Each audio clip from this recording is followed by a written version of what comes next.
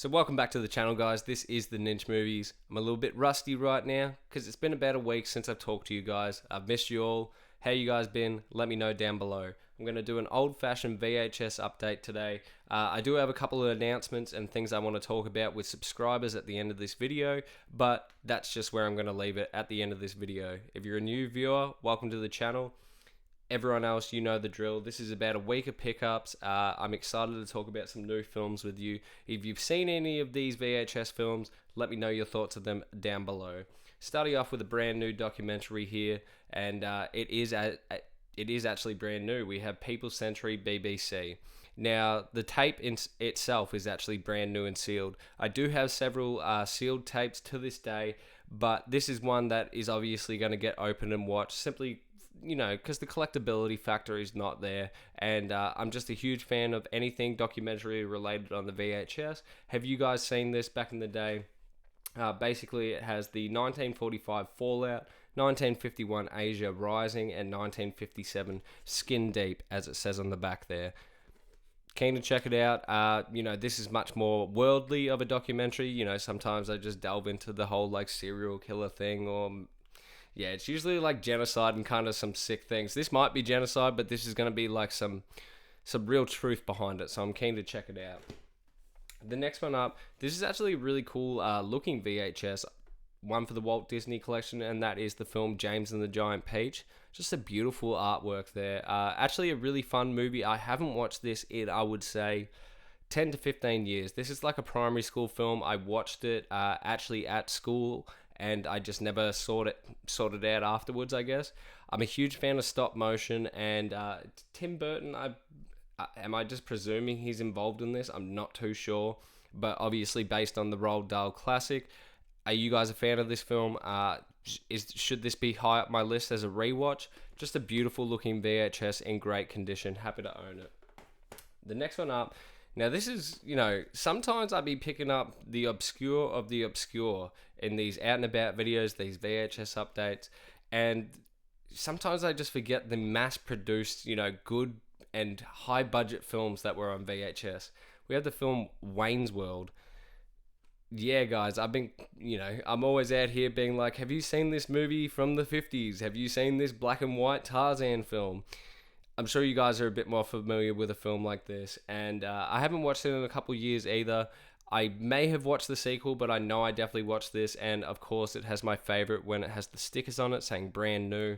The front cover is a little bit sun damaged, if you will, but I am keen to check this out. Look at the warping on that. That is filthy. The way they've stretched the heads.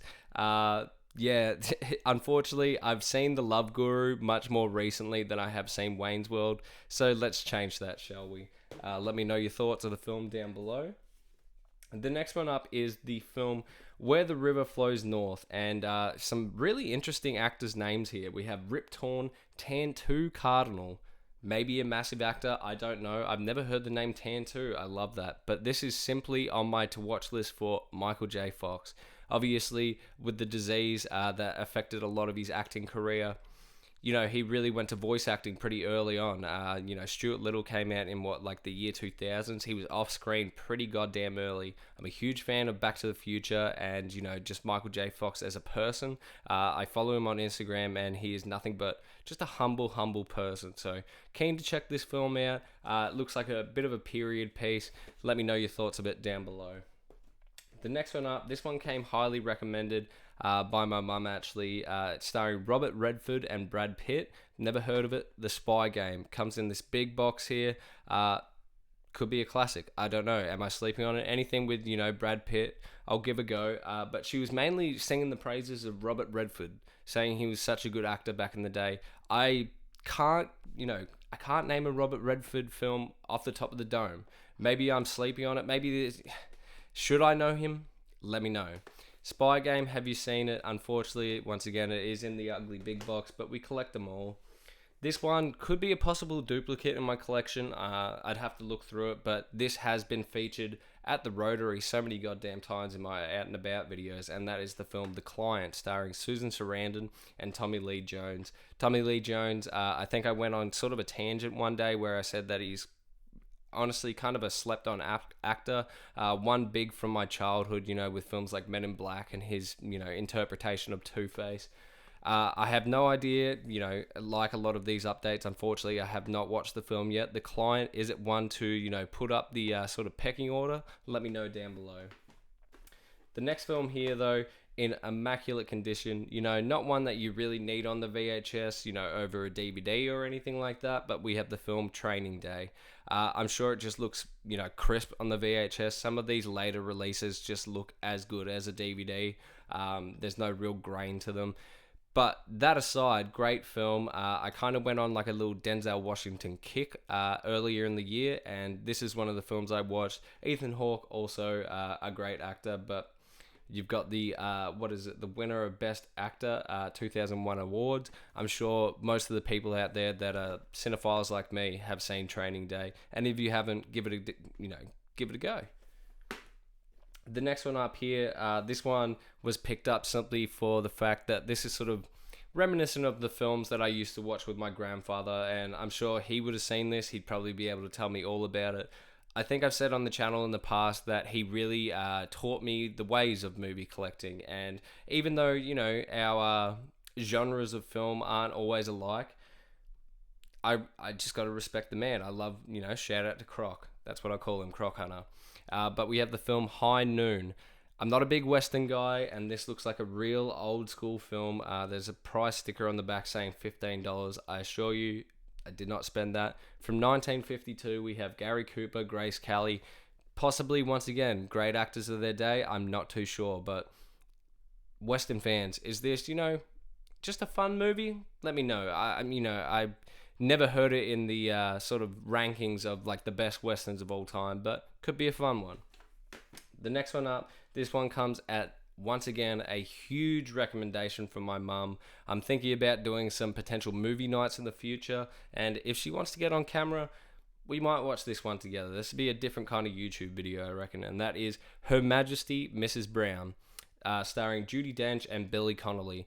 Now, once again, I do have the stand-up in my collection of Billy Connolly. I feel like my mum is a huge fan of him. I'm really only familiar with his work in the film Unfortunate Events. That might be a sin once again. I'm sorry. I can't get around to every actor in every film, but I've heard nothing but high praises from my mum. She said this is a great historical piece. Just a really, really well done movie. So the way that she, talked it up, I'm not always a period piece man, but I'm really keen to check this one out for sure. The next one up, this once again has been featured in many out and about, not one that I picked up in the past, but we finally have the film Absence of Malice with Paul Newman and Sally Field. Once again, Sally Field just is like on the tip of my tongue. Like, I feel like I've heard plenty of her, haven't really watched a whole lot.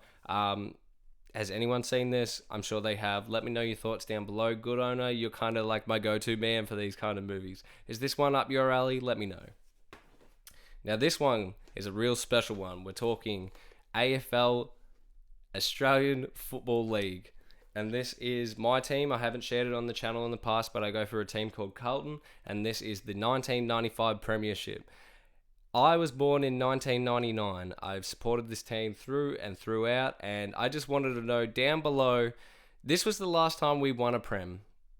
I haven't seen it in my lifetime. It is on the VHS, and I think it's kind of fitting that I'm collecting the whole video thing, and now this is the only way I can see it. We're doing okay right now. I don't want to get into the politics of AFL, but I do have a question for anyone out there that is a sports fan. Let me know down below if you are also following a team that you haven't seen win within the last 20 to 25 years. Let's hear all your woes. I just want the connection, guys. Somebody else out there has to be supporting just a dog poo team like me. But can't wait to watch this. A lot of people would say that, this is when AFL was at its peak. It's a much different game nowadays. Yada, yada, yada. I'm happy to own it on the VHS. Apologies about that going off. Got my phone not on silent. Then we have the film Quills in this ugly big box. Once again, looks like I'm picking up nothing but period pieces. Am I a fan? Maybe I'm a liar. I don't know. But we have Jeffrey Rush, Kate Winslet, Joaquin Phoenix, and the man himself that I mentioned in the Miscongeniality review, Michael Caine. I know very little of this, but I am keen to check it out. It is, just basing it on the cover alone. I know you're not meant to do that. It's not looking like it's my next to watch, but I will check it out at some sort of time. So basically, if everyone could get off my ass to do one video a week, so I'm getting phone calls. This is for the subscribers out there. So if you're just here for the update, thanks for watching. Leave it a like, add it to your favorite, subscribe.